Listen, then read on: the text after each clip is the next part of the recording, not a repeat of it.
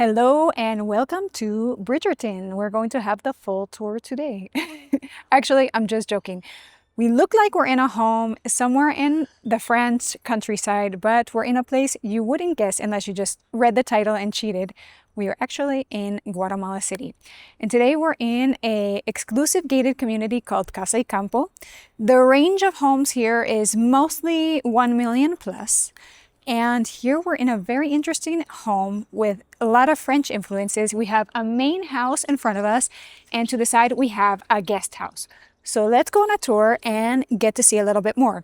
This home is actually on a plot of about 4,000 square meters. We have here a very large piece of land. The land is completely flat, and so they've really been able to take advantage and leave large gardens. As we come in, we can appreciate the style of this home. We have these large pillars, and the entranceway is one of the most impressive parts to this home. Look at this. This is really, really stunning. We have this double staircase. We have these crystal lamps, these very high ceilings. We have the details on the ceilings. And it's just a really, really wow space. I mean, it doesn't get much more impressive than this in terms of a home's entranceway.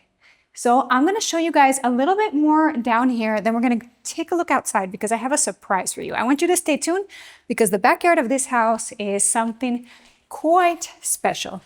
Here we have a visitor's bathroom. We have the style here is kind of like this shabby chic country style mixed with kind of French influences. We have a lot of different styles going on here. We have this black and white floor. Here we have a living room area with its chimney, and we have this lovely bar as well. This bar leads out onto the pergola and backyard area, which we're going to see right now.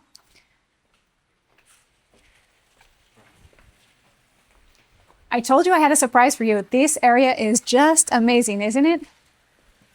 Look at the size of this pool. I mean, really, look at the lounge chairs. This is the part I love the most, guys. Come over here with me. I'm gonna put on my sunglasses because it is a nice sunny day today in Guatemala. Look at this. I love this area with the lounge chairs where you can get a little bit kind of wet. You can read a book, you can get some sun, you can be out. And so also a great place for kids to play as well. This is a really, really long pool. This is an ideal pool for swimming laps.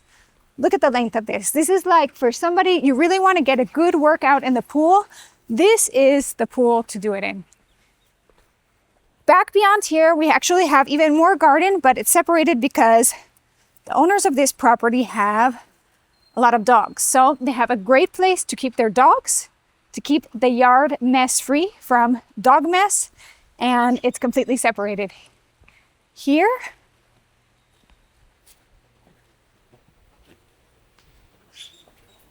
we have this covered jacuzzi that looks out. I want you guys to get over on this side too. I want you to see the back of this home because I think the back of this home is just as impressive as the front. Look at this architecture. Look at the way this home looks. It's just beautiful with these terraces, pillars. We have this gorgeous pergola out there. We're going to go see that a little bit more right now, but let's take a little bit more of a walk around the pool. And I know you guys are probably wondering, isn't Guatemala like this poor third world country? Well, actually, Guatemala has one of the most thriving economies in Latin America right now. People would say, even Guatemalans sometimes have this misconception, well, it must be drug money that's fueling all that. And actually, illicit money here only contributes to about 3% of the GDP. What really fuels the Guatemalan economy are the U.S. remittances. The Guatemalans living in the U.S., sending money back here. It's fueled the construction industry. Right now we have 8% of GDP fueled by construction, and we have almost $23 billion that Guatemala receives annually from U.S. remittances. And it's also fueled the real estate industry because we have Guatemalans buying homes here, purchasing homes really as a second home, as an investment property, a retirement home. And we're not talking just simple homes. We're talking Guatemalans that have made and amassed significant wealth. We're talking Guatemalans who are buying luxury properties, who have been very successful, and they're able to buy very nice properties with us here in Guatemala City. And we have an amazing economy in a lot of other ways. There's a lot of ways that Guatemala has been thriving right now. Look at this fire pit.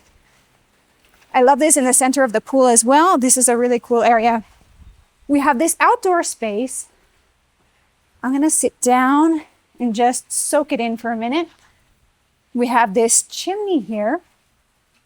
And on the other side, we have this kitchen, an outdoor kitchen where you can have a grill and pizza oven and all that kind of stuff. But the other thing that I think is really interesting that is happening in Guatemala right now is that Guatemala has one of the lowest ratios in the world of debt to GDP. Contrary to the United States, which has trillions of dollars right now in debt, Guatemala is relatively debt-free. So it's something that keeps the economy quite healthy. And we've just seen, I've been in Guatemala for 20 years now, working in the real estate market, and I've just seen tremendous, tremendous growth. So let's go back inside and finish seeing this house. I love they had a place to put a little piano, and I like that it's not something that overtakes the space. It just gives it a little bit of quiet elegance there. This is the dining room space. We also have these crystal lamps. We have everything is in this style of this kind of quiet opulence, simulating a French kind of chateau. And here we have more of a country style kitchen. They have kind of neutral colors in here, and we have a kitchen united here with a kind of den family room area, which is very common in the homes in the United States. We're starting to see it more in Guatemala, but we didn't usually see that. We usually saw traditionally a kitchen that was closed off where the maid would be working, because maids are very common in Guatemalan society. And we wouldn't really have anything connected to it. We wouldn't have any family spaces, but we're seeing more and more of these kind of family room spaces connected to the kitchen. And we have these pocket doors here. We can close or open. And I think we're gonna go upstairs now. What do you think? Follow me? The main house only has 3 bedrooms. They are large bedrooms, but the guest house has another 2 bedrooms. And when we get up here, I want you to just appreciate a bit the scale of this property. We're talking about, between the 2 homes, almost 1,000 square meters here.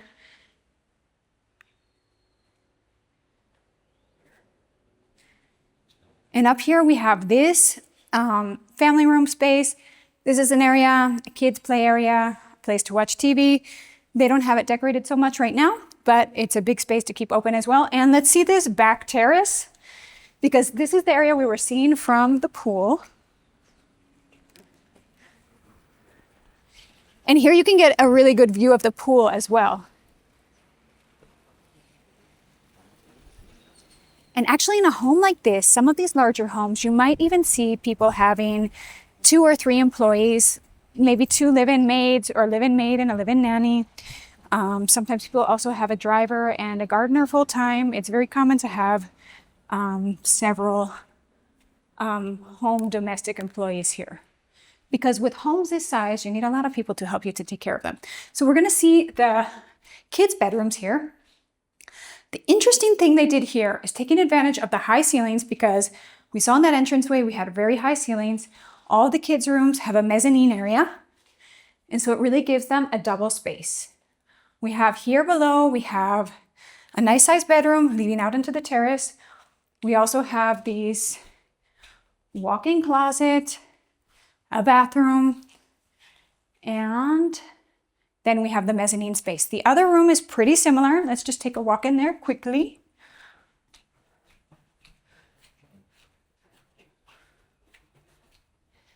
A boy and a girl's room.